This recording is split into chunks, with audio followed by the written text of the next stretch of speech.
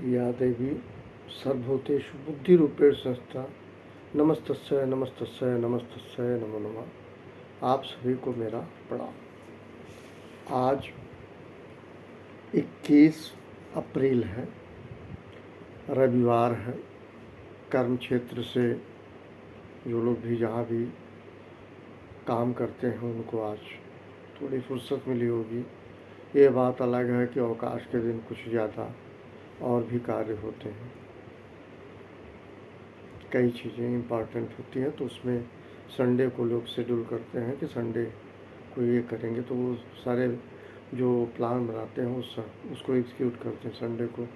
तो ऐसा भी नहीं माना जा सकता कि संडे को लोग फ्री रहते हैं, फिर भी कर्म क्षेत्र से अमुक्त होते हैं, थोड़ी स्वतंत्रता होती है। आज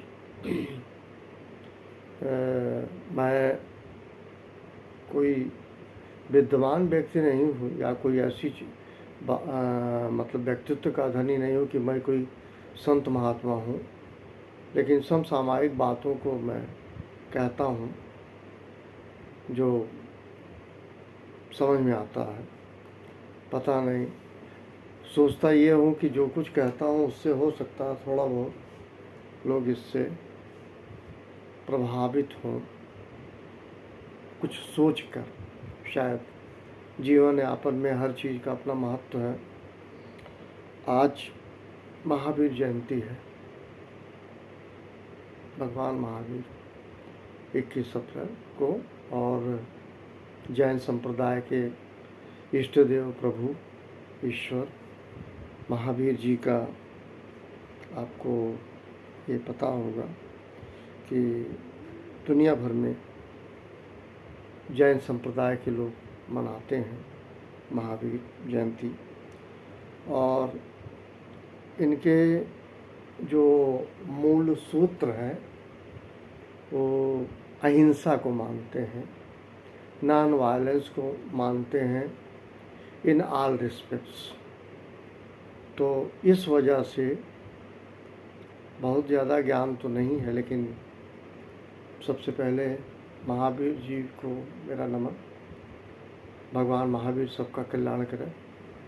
अब आते हैं इनके जो जैन संप्रदाय के लोग हैं, ये किस तरह से नॉन वायलेंस का पालन करते हैं, कटिबद्ध होते हैं, प्रतिबद्ध होते हैं और उसी के अनुसार जैन चलते हैं। इनके जो भोजन का समय है शाम का, वो सूर्यास्त के पहले का होता है। सूर्यास्त के पूर्व ये भोजन इत्यादि कर लेते हैं। उसके पीछे इन लोगों का, जैन संप्रदाय का ये मत है कि सूर्यास्त बाद जब हम भोजन करेंगे तो अंधेरा होने के कारण पर्याप्त रोशनी की उपलब्धता नहीं होती है, तो कई ऐसे सूक्ष्म कीटाणु हो सकता है मेरे भोजन के माध्यम से मेरे द्वारा उनकी हत्या ना हो जाए या हिंसा ना हो जाए। इस वजह से वो दिन के उजाले में भोजन करते हैं। ये छोटी बात नहीं है, ये बहुत बड़ी बात है। इस सोच को, इसको दंड भय नहीं है, ये सबसे पहले स्वयं भय है। सबसे पहले गॉड फीयरिंग पर्सन है जैन संप्रदाय के लोग, और वो इनकी सोच है। मैं उनको नमन करता हूँ, जैन बंधुओं को, वो ऐसा करते हैं। इसके पीछे यही कारण बताया गया। दूसरी चीज़, इनके भोजन में ऐसी कोई वस्तु नहीं परोसी जाती, कोई वस्तु नहीं खाई जाती जो ज़मीन के नीचे से उगती है। आलू हुआ, प्याज हुआ, लहसुन हुआ, चुकरकंद हुआ, और भी जो भी हो सकता है मैं कहीं भूल रहा हूँ, मूली हुआ, ये ऐसे पौधे जो ज़मीन के नीचे पाए जाते हैं, मिट्टी के नीचे, ये इनका आहार नहीं है। ये प्रतिबंधित है इस बात को लेके कि मिट्टी के अंदर जो चीज़ें आती हैं उसके अंदर अनजाने में कुछ सूक्ष्म कीटाणु होते होंगे, जिनको कुछ जीव होते होंगे, मैं कहूँगा जीव, इस वजह से ये नहीं खाते हैं जैन संप्रदाय के लोग। इसके अलावा बताया ये भी जाता है कि बैगन,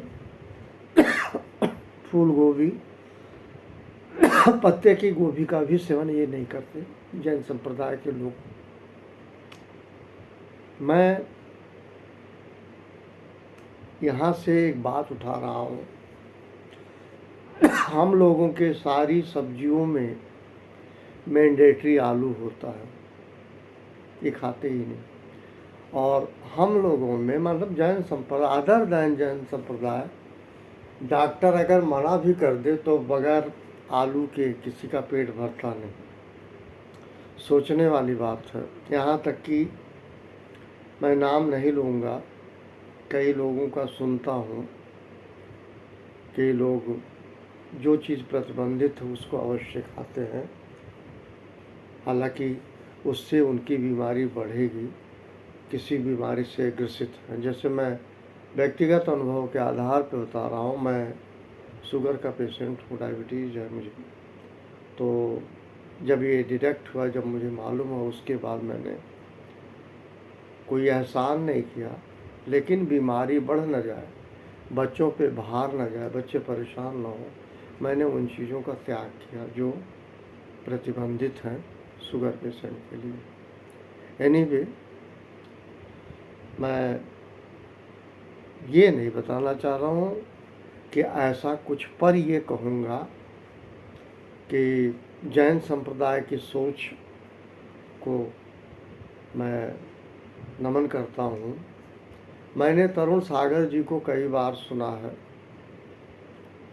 लोगों ने कहा था कि आप इस तरह से रहते हो और जहाँ आप बैठते हैं वो आप बहार देते हो, साफ कर देते हो। इसीलिए मैंने कहा अहिंसा का ये वो लेवल अख्तियार करते हैं जिससे भूले भटके भी उनसे कोई हिंसा ना हो जाए। आज महावीर जयंती है और मैं यही कहूँगा कि हर संप्रदाय से कुछ न कुछ लेना चाहिए। मेरे हिसाब से महात्मा गांधी जी भी अहिंसा परमो धर्म, इस तरह परमो धर्म, अहिंसा सबसे बड़ा धर्म है। लेकिन देखिए जैन संप्रदाय के लोग कितना स्ट्रांगली अहिंसा का पालन करते हैं, ये एक सबके लिए लेसन हो सकता है। जो उन्हें नहीं खाना है नहीं खाना है, उसमें कोई फ्लेक्सिबिलिटी या ऑप्शन की गुंजाइश नहीं है। मैं पुनः भगवान श्री महावीर जी को नमन करता हूँ। प्रभु सबका कल्याण करे। Thank you very much. आप सभी को मेरा प्रणाम।